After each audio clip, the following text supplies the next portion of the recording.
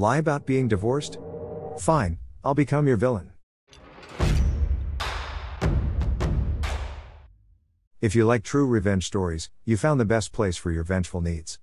This episode features 4 cheating revenge stories to savor, in which the victim saw themselves become the villain. We start with a soldier who goes on deployment and leaves his wife alone. Enter the typical Jody, shirking his patriotic duty while staying home, plotting to steal someone else's wife. Little did she know, her choice could backfire and ruin her life. Followed by a cheating husband who orchestrates the downfall of his wife, to cover his own dirty affairs. But he forgot about her vengeful guardian angel. Man lies about being divorced, and takes advantage of a vengeful Sicilian girl with Latina roots. This story is so crazy, it's hard to believe. But Royal AI lets you decide on this one. The last revenge story will provide some alleviation from nuclear revenge, as a cheating girlfriend will have to face the walk of shame, to reflect on her devious actions. Before we start, be sure to exercise your vengeful devotion. Include the cheating like button in your prayers, by wishing that if it trips and falls down, it will fail to grab whatever it tries to hold on to, and because of this, will fall down even harder. Naturally, viewer discretion is advised. These revenge acts might be disturbing to snowflakes.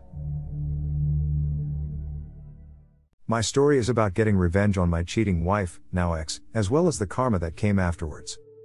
So I'm in the army and we were married. At the time, I was approaching my first deployment to Iraq. This made this period extra stressful, and it had my wife wanting me to find a way to stay and not deploy. Obvious things any wife would try to talk about. Anyways, we have no kids but both want them. So we talk about getting our affairs in order and plan on getting out of debt while I'm gone. She talks to her best friend back home in another state where we are both from. Her friend agrees to let her move in and charge a modest $300 in rent, so that we can get out of debt and start a family when I come back. A plan I was actually very pleased with. Fast forward to the day I deploy, she is crying her eyes out, saying she will miss me and loves me and we will start a family when we get back. Fast forward another 2 months. She starts acting distant. Not wanting to talk much on our scheduled calls or text back 1 or 2 word answers. We've been together 6 years, during this time she was never at a loss for words. Anyway, one day she says she needs some space. She asks someone who is 10,000 miles away, for space. I ask her why. She says she just needs space, and she answers vaguely about wanting to find herself. At this point a thought crossed my mind. I remember back when we lived at home, she had a guy friend who was always being borderline inappropriate. I'm not a very jealous person and I trust her.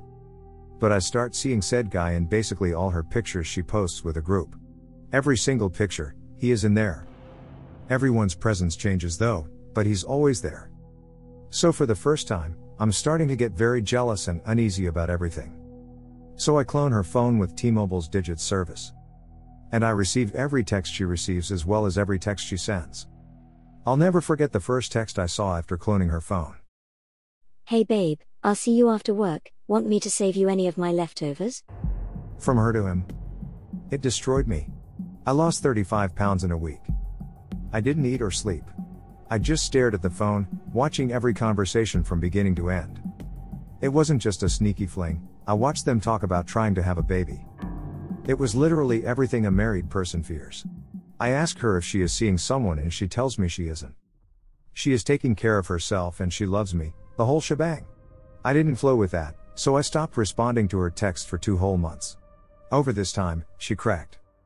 She finally admits cheating, but she added that he is so much better than me at sexy time. He's actually treating her right and he does what she wants. During this time she had control over the money I was making for us overseas. She was paying off our debt. But she also made sure to pay for the matching love tattoos they got together. With this money, she also paid for both to go to shows and buy male clothes. I guess those weren't for her. Think I just have to eat it and sit still 10,000 miles away? So, this is where the revenge starts. I simply froze the account for a month. During that time I changed every password of every account to things she won't guess, army jargon slang terms. I block her on Facebook and my phone, so she has no way to contact me. She lost her car to repo a few months later. Got kicked out of her place, had to sell her prized shoes and purses just to manage. I then find out she got a job at her old restaurant. So I post all the text conversations I have of her and the guy talking about having babies. I make sure the timestamps are on it as well. I also added conversations we had with the matching timestamps, showing all of our friends what she was doing during that time. My close friends call and complain about both of them at their job. They work at a restaurant, so some of my friends dined and dashed there. They both get fired. At this point, she must have thought it would be a good idea to get back at me, to make me the villain of her story. So she tries to call my command and tell them that I am abandoning her and she can't provide for herself. My commander knows what is going on. He does nothing, because he had something similar happen to him personally. Then about a month before I come back, she calls me from another number. To give me the friendly reminder that she is pregnant with his kid. Mind you, I'm still overseas so we cannot get divorced yet. She moved away with him. 10 hours away from my homestead. Fast forward some months, she calls me 5 months pregnant. Crying uncontrollably, asking me where she should go. Apparently they have a big fight and it blew up to the point she tells him she's leaving. She doesn't know where to go though, so in her mind, that's where I came into play. I simply say, sorry, not my problem anymore. I don't speak to her till January this year. We got divorced before the kid was born, so I have no extra financial responsibility to her. She calls me again from a mutual friend's phone. He's hitting me. I really don't know what to do. Maybe you don't cheat on your husband when he is deployed, for some guy who talks a big game. Well, I guess you are happy to hear about this. I answer, no, but I'm glad I know I'm not the bad guy in this story. Let me emphasize I wasn't celebrating that she was physically abused. I did tell her to call the cops, but that's all I said. It's not right to abuse someone, but I also have no responsibility to watch out for her well-being anymore. I don't speak to her for another month after she finds a way to contact me again. Apparently she's still with him, but he's cheating on her, not with one girl, but 2 girls. She tells me she's sorry for what she did to me and that she regrets all of it. She's sorry for the way she fricked it all up. I tell her she did. All in all, this woman destroyed my life. Put me into a deep depression I'm still dealing with. But I do feel a little better having proof that I wasn't the problem. To think this happened so many years ago, I came back to an empty bank account, an empty house, as well as seeing my then wife pregnant with another man's baby. Fun fact to add, she actually hit me up yesterday to ask for some money to help cover rent. Yeah, right. This happened about 4 years ago, but I recently found out how part of my revenge plan panned out, which is what prompted me to share this. I have never shared this with anyone before. My mom has been best friends with Eileen since they were both kids, and Eileen has kind of been like an aunt to me. About 5 years ago, Eileen's husband of more than 25 years surprised her by asking for a divorce.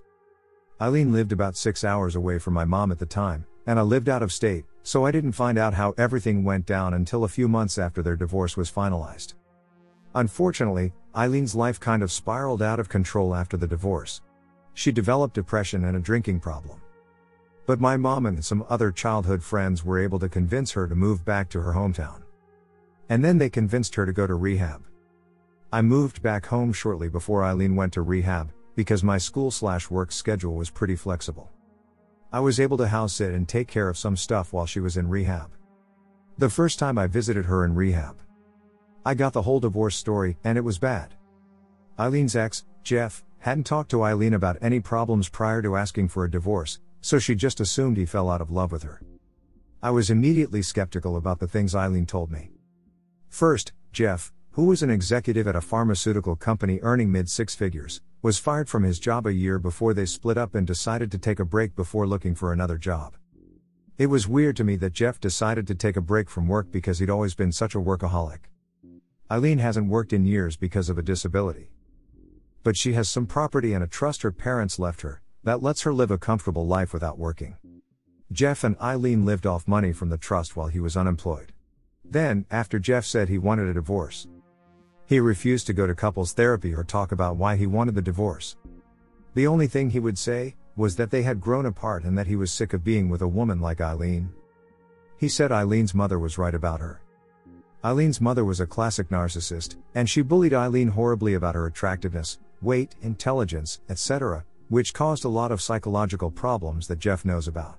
Finally, right after the divorce was finalized, Jeff moved out of state, but to a state he didn't have any family or connections in. Jeff's parents are still alive and in their mid-80s, and Jeff is pretty close to them, so it didn't make any sense to me why Jeff wouldn't move to be closer to them if he wanted to move after the divorce. I didn't say anything to Eileen because I didn't want to upset her, But I thought Jeff might have been having an affair, had orchestrated his unemployment to avoid paying alimony, and then moved out of state to be with his mistress. I just didn't have a way to confirm it at the time. Then Eileen asked me to look for a box of Jeff's stuff he had asked her hold for him until he moved into his new apartment. She told me all the info on the box, contents, and his new address was in an email he sent her, and she gave me the password to her computer so I could access the email. This is where I lucked out. It turns out Jeff had used her computer and set up his email on the computer. I accidentally clicked on the app for his email when I was searching for Eileen's email. I decided to take a peek at his email. The first thing I noticed was that he had mostly stopped using that email address 3 years before, which was about 1 year before he was fired. In a folder for digital receipts I found a confirmation email for a dating site, which I think he saved there accidentally. I also found a verification email for a new email address. I started to put together a speculative timeline of what happened. I guessed that about 3 years before, Jeff started an affair, and shortly after, he decided to get a new email address to help keep the affair secret. I wanted to access his dating profile to get more information, so I tried to use the forgot password feature to see if I could generate an email that would allow me to reset the password and log in that way. Unfortunately, the dating site didn't recognize Jeff's old email address. I thought I might be able to get into Jeff's new email using his old email to reset the password, and then, maybe, I could use the new email to get into the dating website. But I didn't want to risk locking Jeff out of his new email and alerting him until I knew more about what he'd done. And here's where I totally lucked out. The email app Jeff downloaded to Eileen's MacBook had a note feature, and super genius Jeff saved some passwords on notes. Most of the passwords weren't helpful, but I did get the password to the dating site, his Twitter and Netflix account. I logged into the dating site using his new email address and the password. I was able to read messages Jeff sent to another woman before he broke up with Eileen. The new mistress sent Jeff her email address in one of the messages. I searched Facebook for the mistress's email address and found her profile. I couldn't read the mistress's posts, but she left her photos public. She had recent photos of her and Jeff, so I knew they were still together. She also posted a photo of a construction crew breaking ground on a new home for her and Jeff, which was interesting. Interesting because I got the impression from Eileen that Jeff didn't have a lot of money after the divorce. Here's where my background is important. At the time, I was attending law school. I moved back to my hometown for 1 semester for a legal residency, and I had access to Lexis database, specifically, their public records database. I had spent a good portion of one of my summer internships tracking down property records and other assets to help recover judgments for clients, so I knew how to search for public records. The mistress had purchased several acres in a wealthy suburb several months before Jeff filed for divorce, and there was no mortgage listed on the record. I'd already found the mistress's LinkedIn page, so I knew she worked as an executive assistant before she moved out of state with Jeff.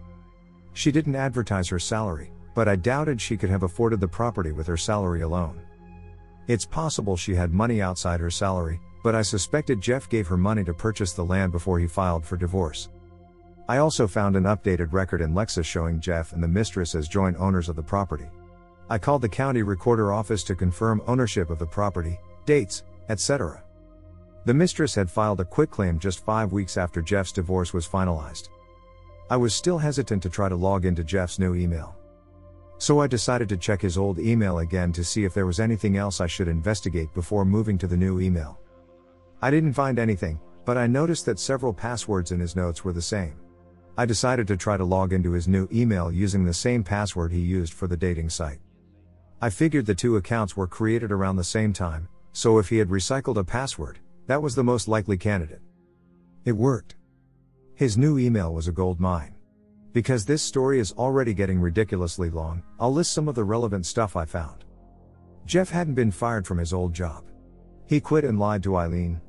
I found an email from his admin asking where to have payroll send his last check and details about a goodbye party for him. Some emails between Jeff and a boat repair person mentioning a leak somewhere on one side of the sailboat near the engine compartment.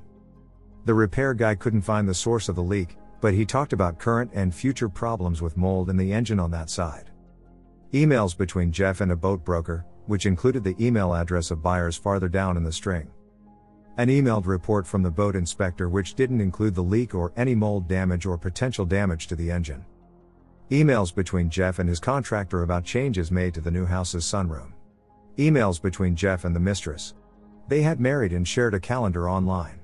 Some flirty emails between Jeff and another woman. Lastly, some emails with info on Jeff's new employer.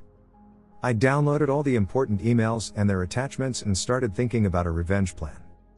To my mind, everything was fair game. He lied about being fired, so I wanted him fired from his new job. I suspected he hid his money before his separation from Eileen to help pay for his new house, so I wanted him to lose his house. He cheated, so I wanted to destroy his new relationship. Anything I could do about the boat was a bonus. The easiest place to start was the boat.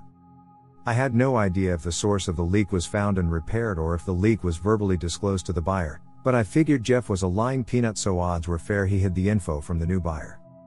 I sent the emails between Jeff and the repairman and another copy of the inspection to the buyer. I searched Jeff's county court website 5 months later and found out the buyers filed a suit against Jeff and the broker and inspector. Bingo, I couldn't figure out how to take or destroy Jeff's house, so I settled for contacting the county inspector's office to complain about the sunroom not being up to code. This is actually what prompted me to write this post. Because I just found out some details about what happened with the county inspectors. Keep in mind, I heard about this from a third party years after the fact, so I don't know all the details. It turns out the sunroom was code compliant, but the inspector did find a workroom attached to the detached garage that wasn't on the original permit. The workshop had a bathroom that the contractor attached to the property's septic system after the initial inspection. A mutual friend of Eileen and Jeff told Eileen and me that Jeff had to pay a fine and the workshop had to be removed. This ended up causing construction delays, which will become relevant below. As for destroying Jeff's marriage, my first impulse was to send the new wife the flirty emails between Jeff and the other woman, but when I searched for that woman on social media, I couldn't find anything. I had no way of knowing if the new wife knew the other woman and would think that the emails weren't important or evidence of an affair. Then, I played around with the idea of updating Jeff's dating profile and sending stuff to his wife. But it would take too long to manufacture a fake relationship with real dates and times, and I was worried that Jeff might get an email alert from the dating site that would clue him in. I ended up just risking that the new wife wouldn't know the other woman. I pretended to be someone concerned about an affair between Jeff and the new woman. Overall, I kept the accusation vague, but I did say Jeff and the new girl went out to eat and to the movies on a few dates. Jeff's shared calendar said the new wife was out of town. I couldn't come up with a way to get Jeff fired. I rechecked his email and calendar over several weeks looking for something I could use to get him fired. Eventually my legal residency got too busy to devote much time to revenge, so I decided to just let it go. Eileen recently reconnected with a friend she shared with Jeff, and that friend gave Eileen an update on Jeff.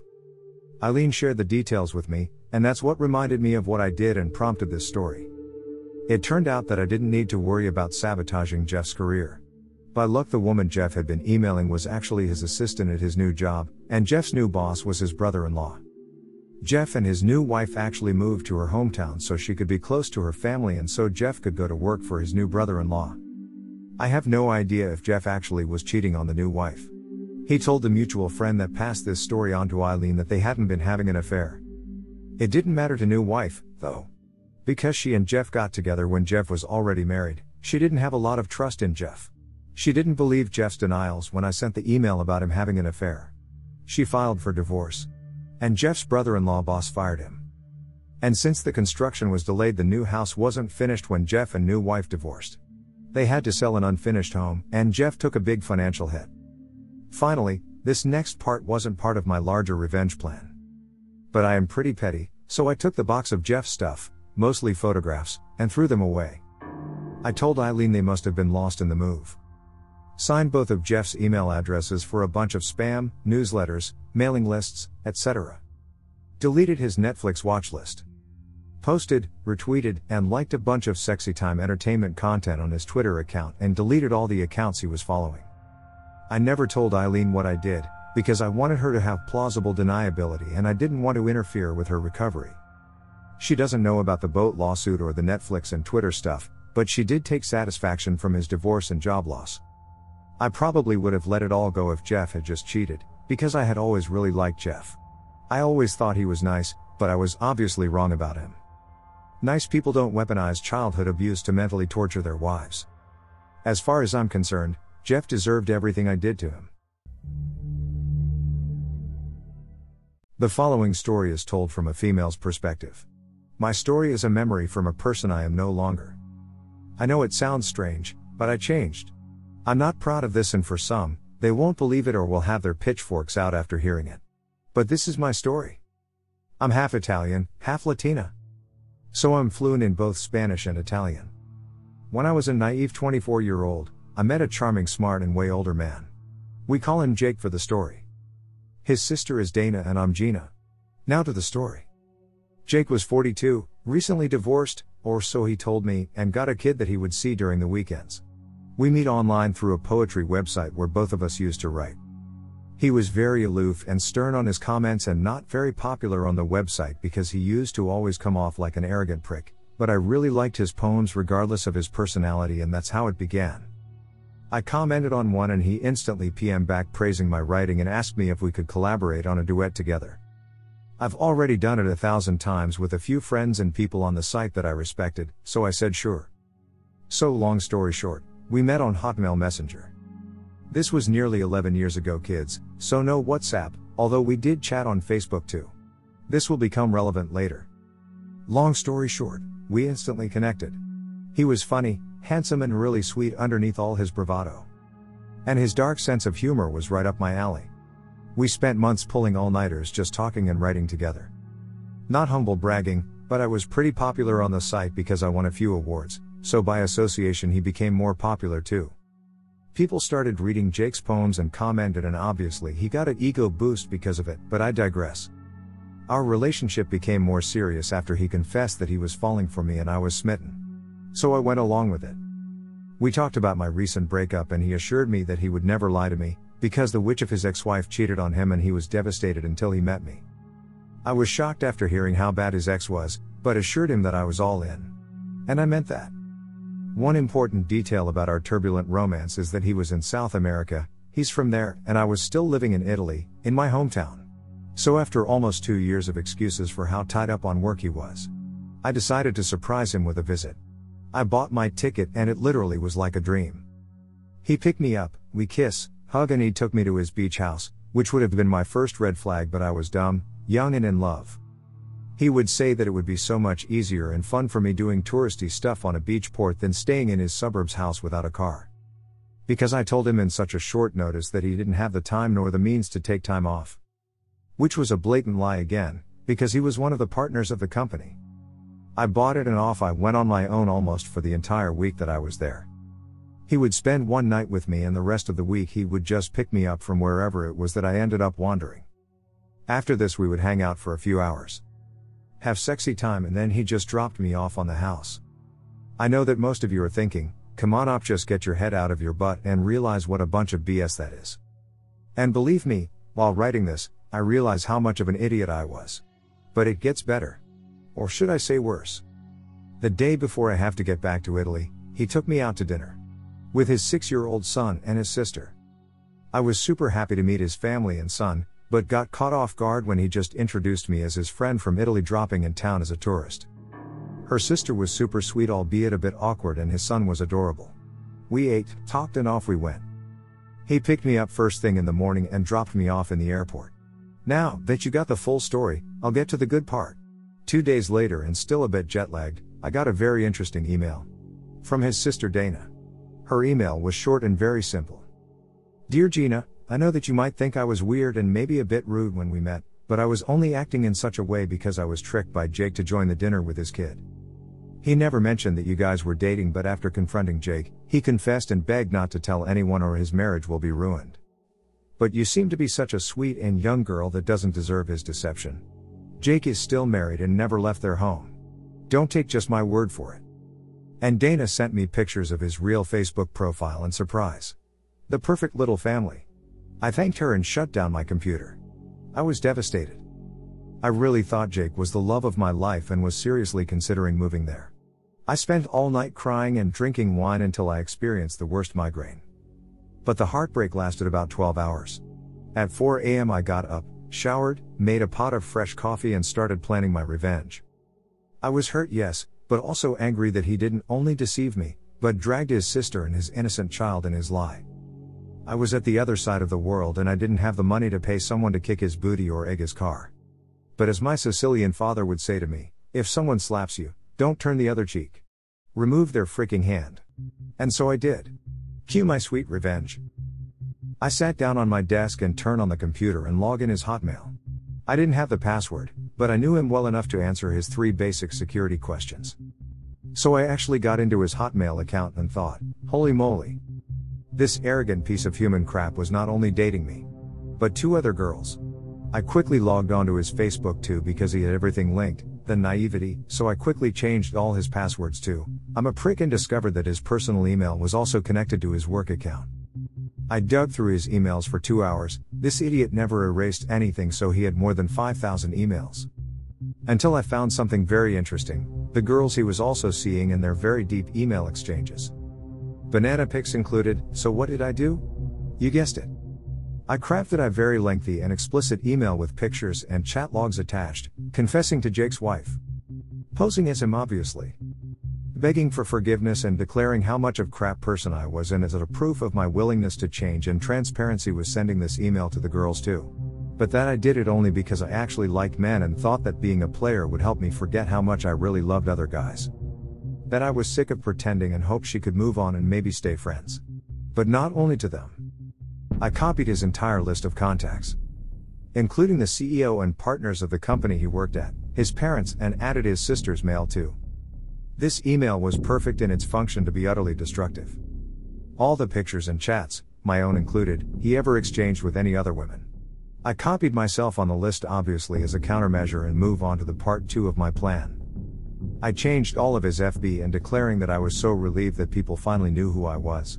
The pride flag was his new wall picture and his profile picture was a photoshopped picture of 2 guys in love. I created 5 different accounts on male dating websites with all his info, including his phone number, and started to chat with a bunch of guys until out of nowhere, this guy sent me, or better yet, he sent Jake a message. Tony was his old friend from university that recognized him on the dating platform, and I chatted with him. I find out he always liked Jake and had been secretly liking him for years, and although I felt bad for this later, I set up a date. Part 3 of my plan. 1 week after this massive internet blowout and his family and friends angrily calling him all sorts of names, and getting fired because his bosses didn't want the bad press.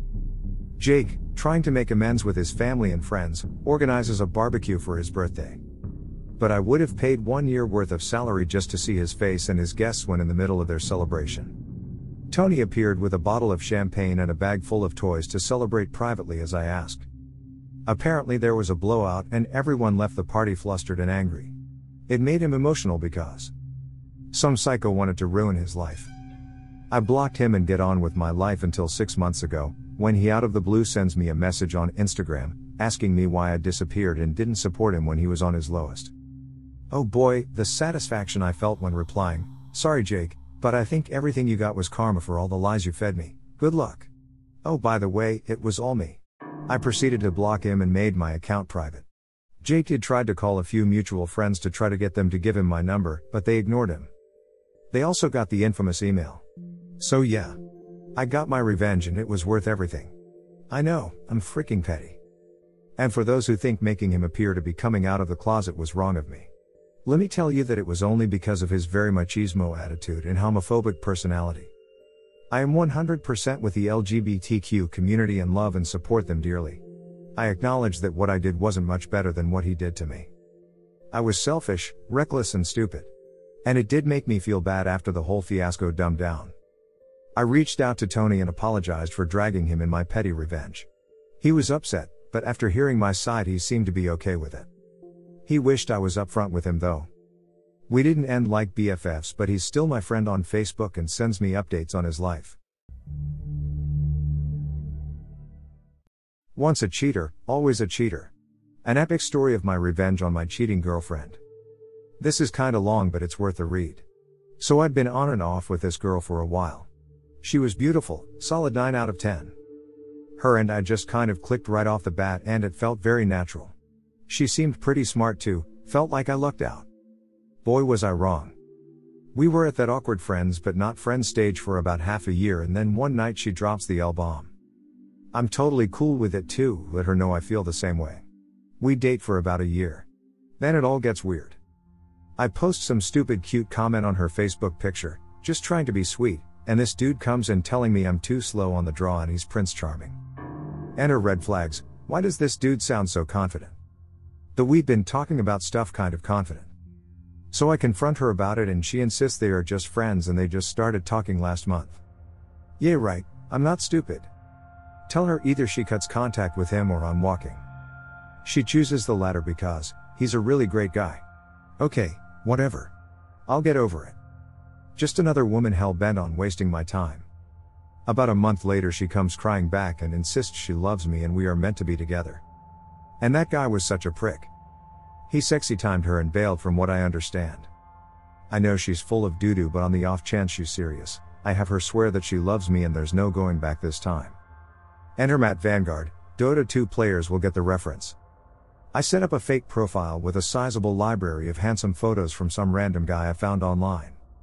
Then I add enough info and friends to make it believable, then add her and start chatting her up on this fake account. She swears left and right that this time is different. Meanwhile, Matt is scoring her number and setting up a date. I had an alternate phone number I used for this. I'm freaking pissed.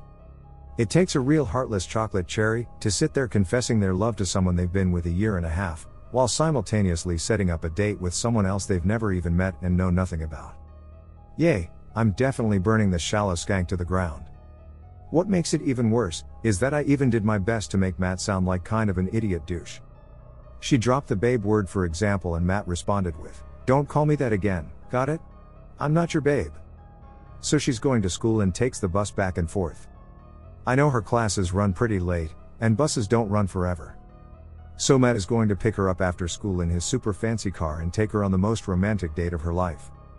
Or at least that's what she thinks. He conveniently doesn't get off work until about an hour after she gets out of class. She says that's fine and she'll just study until Matt arrives.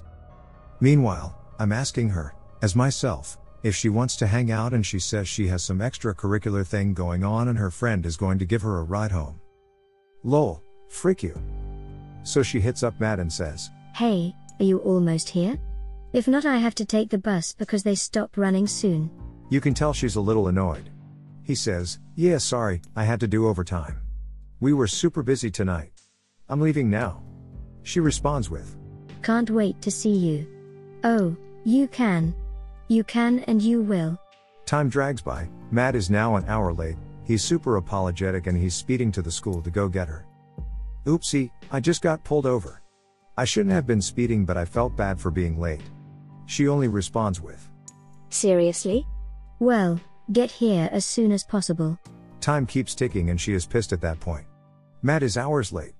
Finally, I break the news. "Sorry, I don't go out on dates with lying skanks." She doesn't know what's happening and asks what I'm talking about. I tell her I'm not mad and it's me. That I set her up to check if she's an unfaithful skank.